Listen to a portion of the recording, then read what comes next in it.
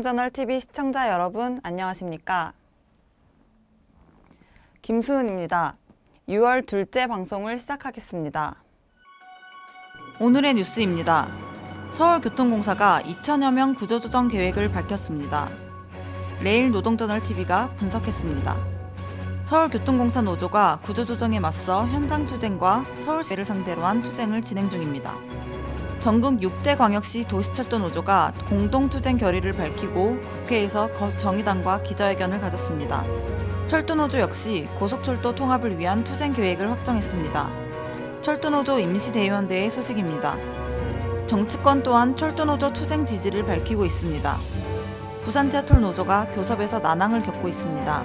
간부 결의대회 소식을 전합니다. 서울교통공사가 노조와의 교섭 자리에서 2021년 임금 및 단체협약 공사 안건을 제출했습니다. 이 안건에는 이른바 재정위기에 대한 자구책이 들어 있었는데요. 인력 감축 계획이 줄을 이뤘습니다. 구체적인 내용 보시겠습니다. 서울교통공사가 노조에 제출한 올해 임금 및 단체협약 안건을 한마디로 정리하면 구조조정입니다. 이를 자세히 보면 임금은 우선 동결, 임금 체계 역시 총인건비 내에서 개편하겠다고 하여 더욱 축소될 걸로 보입니다. 근무 형태 또한 대폭 손질하겠다는 계획입니다. 우선 역의 경우 비숙박 근무와 통합 역 운영을 합니다. 기술은 비숙박의 집중형 업무제로, 그리고 승무 역시 비숙박 교본제로 바꾸겠다고 합니다. 이렇게 해서 감축하겠다는 일자리 수는 1,108개. 이뿐만이 아닙니다. 소위 비핵심 업무로 분류한 일부 차량 관리 업무와 궤도 보수, 기진의 입판 업무 등은 자회사 또는 외부에 위탁하겠다고 하여 추가로 431개의 일자리를 줄입니다. 이 밖에도 심야 연장 운행 중단 시 충원된 인력 432명의 감축 등 이렇게 해서 전부 1,971개의 일자리를 줄일 계획입니다. 일자리를 창출하겠다는 정부는 말뿐이었는지 정작 공기업은 일자리를 줄이겠다는 상황입니다. 재정위기의 책임을 정부가 공기업에게 전가한 결과인데요. 인력 감축 계획, 임금 동결 등 그 폭탄이 노동자들에게 돌아왔다는 평가입니다. 무엇보다 인력의 통폐합은 결국 인력 감축의 다른 말에 지나지 않아 시민의 안전에 위협이 될 듯합니다. 이와 관련하여 노동조합은 공사의 안건을 받아들일 생각이 없다고 밝힌 상태입니다. 서울교통공사 노조 조직실장을 인터뷰했습니다. 네, 서울교통공사 노동조합에서는 6월 22일부터 7월 1일까지 서울시 구조조정안에 대한 방침의 규탄, 거부 서명을 진행하기로 하였습니다.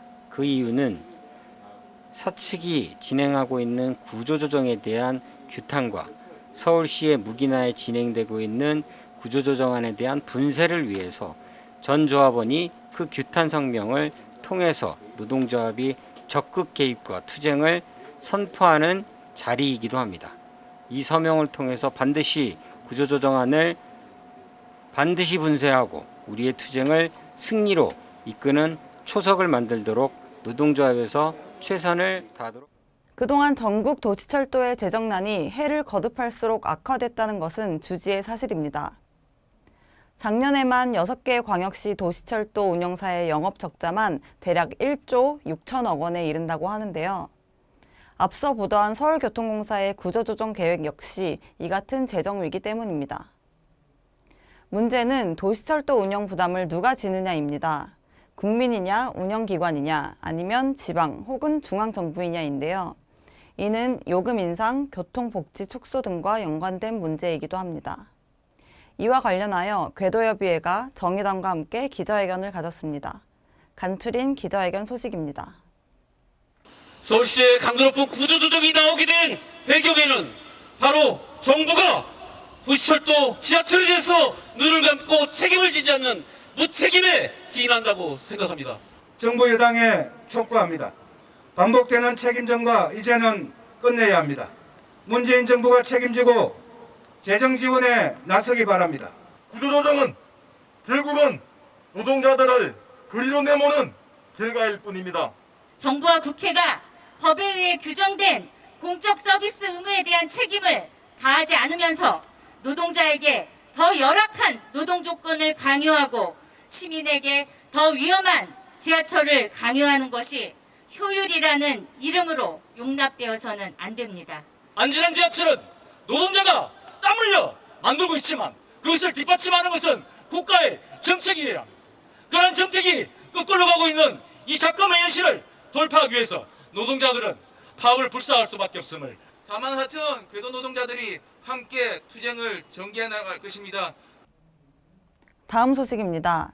철도노조가 지난 18일 임시대의원 대회를 열고 철도통합 수서행 KTX 운행 투쟁에 나서기로 했습니다. 대의원들은 전라선 SRT 투입을 박근혜 정권에 이은 제2의 철도 쪼개기로 규정했습니다. 국토부를 향해서는 문재인 정부가 약속한 철도 통합과 지역민의 요구인 수서행 KTX의 조속한 운행을 촉구했습니다. 이번 철도노조 임시대의원대회에서 대의원들은 6월 8월 투쟁 계획을 만장일치로 심의 의결하고 준법 투쟁과 파업을 포함한 총력 투쟁 계획을 확정했습니다.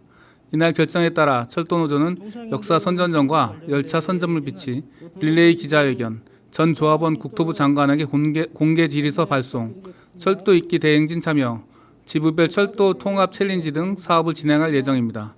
파업 등 구체적인 총력 투쟁 일정은 확대 쟁의대책위원회에서 결정할 것이라고 합니다. 한편 철도노조는 정의당과 철도 통합, 철도 서비스의 보편적인 확대를 촉구하는 기자회견을 국회에서 가졌습니다. 정의당은 철도는 우리 국토를 잇는 중요한 수단으로 반드시 공공성을 보장해야 한다며 대통령의 공약사항인 철도 통합과 지역 주민을 위해 전라선, 경전선에 수서행 KTX를 즉각 운행하라고 요구했습니다. 철도 민영화에 헛된 꿈을 버리지 못하고 문재인 정부 임기 말에 다시 한번 고속철도의 경쟁 체제를 강화하려고 하고 있습니다. 수서행 KTX는 전라도, 경상도 시민들의 요구를 모두 해결할 수 있습니다. 국토교통부가 철도노조의 합리적 대안을 수용하지 않는다면 이는 이번 전라선 SRT 운행이 지역 시민들의 요구를 수용하는 것이 아니라 10일 국회의사당 앞에서 열린 공동기자회견에서 정의당과 철도노조는 박근혜 정부가 주장한 고속철도 경쟁은 대국민 사기극이었다며 매년 559억 원의 중복거래 비용 발생, 차량 정비, 역 운영, 시설 유지 보수 관제 등 대부분 SRT 업무를 철도공사가 대신하고 있는 현실, SRT 전용 노선에서 사고 발생 시 수습 과정에서의 혼선 등의 안전 위협을 근거로 제시했습니다. 깨진 철도를 하나로 통합하라는 것, 철도를 비롯한 공공부문의 공공성을 확대하라는 것이었습니다. 그러나 아직 출발조차 하지 않았습니다. 문재인 정부가 애초에 대통령 후보로서 공약했던 철도 통합의 약속을 지키고 철도 서비스를 모든 국민들이 보편적으로 안전하게 이용할 수 있도록 시스템을 정비하자는 것입니다. 다음 소식입니다. 부산 지하철 노동조합이 지난 16일 1차 간부 결의 대회를 열었습니다. 5월 13일 이후 8차례의 교섭에도 불구하고 코로나로 인한 재정 악화를 이유로 노조 양보를 반복적으로 요구한 데 따른 것이라고 합니다. 부산 지하철 노조 상무 집행위원 40여 명이 참가한 이날 결의대회에서 노동조합은 노사 합의 사항조차 지키지 않으면서 노동조합의 일방적 양보만을 반복하는 공사가 무능력하다 못해 무성의한 태도를 보이고 있다고 비판했습니다. 노조는 앞으로 투쟁 수위를 점차 높여가겠다는 계획입니다. 이미 노조는 본사와 부산시청, 그리고 노포, 호포, 안평 차량기지에서 선전전을 시작했습니다. 2월 29일 세종시에서 철도 지하철 노조 간부들의 결의대회가 열릴 예정입니다. 공익서비스 비용의 정부 부담, 철도안전법 개정, 고속철도 통합과 도시철도 민간 위탁 중단, 안전인력 충원을 정부에 요구하기 위해서입니다. 경제위기, 보건위기, 환경위기, 3중의 위기 시대라고 합니다. 역사에서 위기는 늘 있었습니다. 그리고 그 역사가 말해주는 교훈은 지배자들이 위기를 불러들였으면서도 민중들에게 책임을 전가했다는 것입니다. 노동자들의 단결이 어느 때보다 소중해지고 있습니다. 단결한 민중은 패배하지 않는다고 합니다. 이상 레일노동저널TV였습니다.